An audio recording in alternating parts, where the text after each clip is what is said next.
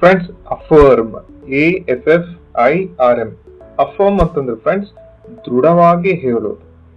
ನೀವೇನ್ ಅಂದ್ಕೊಂಡಿದಿರೋ, ನಿಮ್ಮ ನಂಬಿಕೆ ಏನಿದೆ ಅದನ್ನ ಬಲವಾಗಿ ದೃಢವಾಗಿ ಹೇಳೋದಕ್ಕೆ ಫ್ರೆಂಡ್ಸ್ ಇಂಗ್ಲಿಷ್ ಅಲ್ಲಿ ಅಫರ್ಮ್ ಅಂತ ಕರಿತೀವಿ. Example, he affirmed that he is innocent.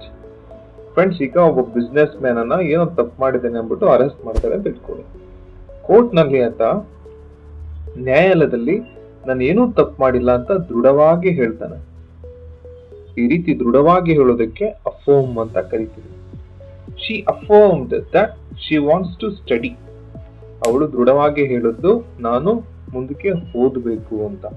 ಅಪ್ಪ ಒಂದು ಹೇಳ್ತಾರೆ ಮದ್ವೆ ಮಾಡ್ಕೋ ಅಂತ, ಬಟ್ ಅವಳು ಅಫರ್ಮ್ಡ್ ದೃಢವಾಗಿ ಹೇಳ್ತಾಳೆ, ಇಲ್ಲ ನಾನು ಮದ್ವೆ ಆಗಲ್ಲ, ನಾನು ಹೈಯರ್ ಸ್ಟಡೀಸ್ ಮಾಡ್ತೀನಿ, ನನ್ನ ಸ್ಟಡೀಸ್ ಅನ್ನ ಕಂಟಿನ್ಯೂ ಮಾಡ್ತೀನಿ ಅಂತ ದೃಢವಾಗಿ ಹೇಳ್ತಾಳೆ. ಅಫರ್ಮ್ ಅಂತಂದ್ರೆ ದೃಢವಾಗಿ ಹೇಳೋದು.